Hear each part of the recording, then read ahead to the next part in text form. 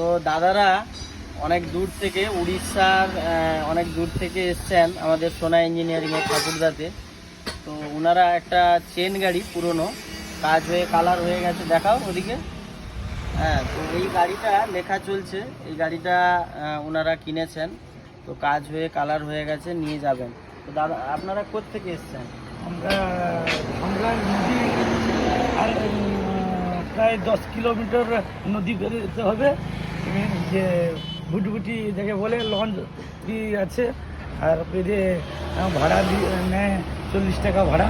সেদিকে দ্বীপ মানে আমার যেখানে থাকি চারুধার নদী, ও মাঝখানে দ্বীপ। হ্যাঁ।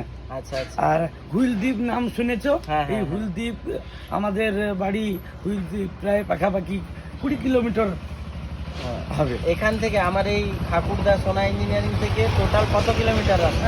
প্রায়